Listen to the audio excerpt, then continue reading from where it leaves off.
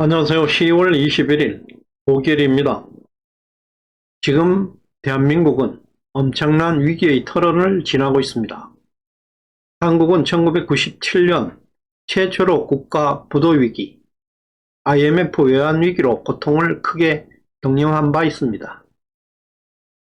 지금 대한민국 상황이 1997년 국가 부도 당시와 너무나 비슷한 상황이 연출되고 있습니다. 그 당시 김영삼 정부는 무능한 운동권 출신들을 대거 권력 상층부에 포진시켰습니다. 마찬가지로 지금 문재인 정부도 김영삼 정권보다 수십 배 더 무능한 사람들을 권력의 상층부에 따리를 틀고 앉아 있게 만들고 있습니다. 1997년 그때도 대통령 선거가 있었고 모든 사람의 눈과 귀는 지금과 마찬가지로 대통령 선거에 집중되고 있었습니다. 누구도 경제 위기를 경고하는 사람에게 관심을 보이는 사람은 없었습니다. 그 당시 금융권, 특히 제2금융 단자 회사들은 해외에서 단기 달러 빚을 저금리로 빌려와서 국내 기업들에게 장기로 고금리로 대출해주면서 폭발적인 이익을 챙기고 있었습니다. 그 결과 단기 외채는 눈덩이처럼 늘어나게 되었고 중국 위안화가 폭락하면서 달러에 대한 수요가 급증하면서 홍콩, 태국, 인도네시아 등 동남아 국가들이 직격탄을 맞아 외환 부족으로 국가 부도를 맞았습니다. 그 여파는 곧바로 대통령 선거가 한창이던 한국 금융권을 강타하게 되었습니다. 현재 한국은 1997년 외환위기 직전과 매우 유사합니다. 역사상 가장 무능한 정권은 국가부채 천조 시대를 열고 있는데 중국 경제가 허덕이고 있습니다. 세계에서 두 번째로 빚이 많은 중국의 부동산 그룹恒大그룹이 부도위기에 직면해 있고 세계 2위 중국 경제는 경제 성장이 크게 둔화되고 있습니다. 현 문가 정부는 이런 국내외 위기 상황을 인식하지 못하고 국가 통계를 조작하면서까지 현실을 속이고 있습니다. 국가 위기의 시한폭탄이 되어가고 있습니다. 이런 국가 위기 상황을 알리기 위해서 본 영상을 제작하고자 합니다. 올 7월부터 문가 정부는 은행 대출을 중단시켜 왔습니다. 수출은 좋아서 국제 무역 수지는 흑자를 계속되면서 외국으로부터 달러가 한국으로 대폭 유입되고 있습니다.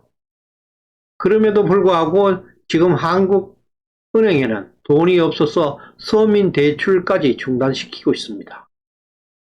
정말 이해할 수 없는 괴상한 일들이 발생하고 있는데도 주류 언론들은 일제히 경제가 좋아지고 있다고 선동하고 있고 그동안 코로나 등으로 현 정권은 국민들을 그럭저럭 속여왔습니다. 간단하게 정리하면 다음과 같습니다. 1. 은행에 돈이 없어서 아파트 당첨되어도 계약을 포기하는 서민들이 늘어나고 있습니다. 2. 코스피 주가지수는 3천이 붕괴되었습니다. 3. 전세 대출까지 중단되어서 전세계약까지 파기한 사태가 속출하고 있습니다. 4. 중소기업, 소상공인, 그리고 자영업자들의 폐업이 속출하여서 자영업자 비중이 37%에서 20%로 급락하고 있습니다. 그럼 왜 이런 이해하지 못하는 일이 벌어지고 있을까?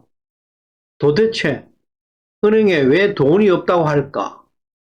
알다시피 은행은 대출로 먹고 사는 회사들입니다. 더군다나 수출이 잘 돼서 해외에서 달러가 매월 수십조 이상이 넘쳐 들어오고 있는데 은행에는 돈이 말랐다고 하니 기가 찹니다. 지금부터 왜 은행이 돈이 말랐는지 말씀드리겠습니다. 좌파 운동권 정권이 얼마나 위험한지 알 수 있을 것입니다. 선진국들은 코로나 팬데믹 사회 통제를 올 1월부터 점진적으로 풀어왔습니다. 반면에 한국은 점진적으로 통제를 4단계까지 강화시켜 나가고 있습니다. 그 결과 지금 세계 경제는 점점 정상화되어 가고 경기 과열까지 인플레이션을 걱정하고 있습니다. 그러나 한국은 아직도 4단계 방역을 강화하면서 한국 경제를 최악 수준 밑바닥까지 밀어넣고 있습니다. 자영업자, 소상공인 그리고 중소기업까지 파경을 헤매고 있는 실정입니다. 여기에서 물조기로 소문났던 서울 종로 거리를 한번 보겠습니다.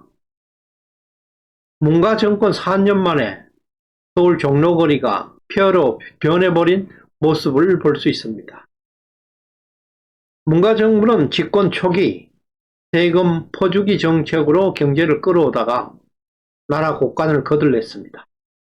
그 다음에는 국채 발행으로 견디다가 국가 부채 비율이 50%에 육박해서 IMF로부터 경고 신호까지 받았습니다.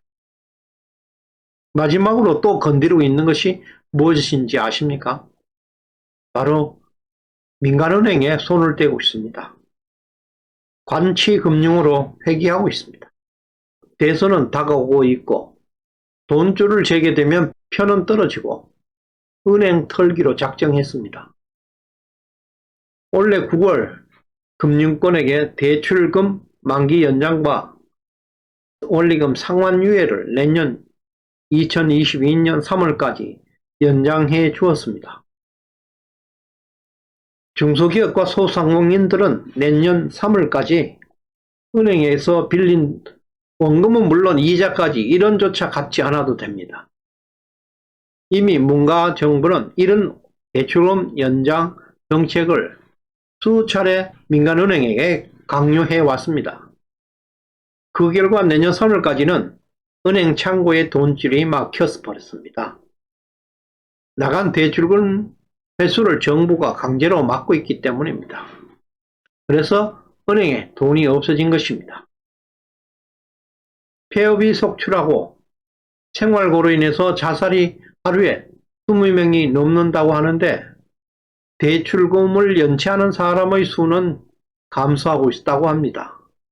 왜 그럴까요? 당연히 만기가 연장되었기 때문에 내년 3월까지는 연체율이 계속 감소할 것입니다. 이제 내년 3월이 큰 문제로 다가오고 있습니다. 내년 3월 위기에 대해서는 내일 2부에서 계속됩니다. 많은 시청 바랍니다. 구독과 좋아요는 사랑입니다. 감사합니다.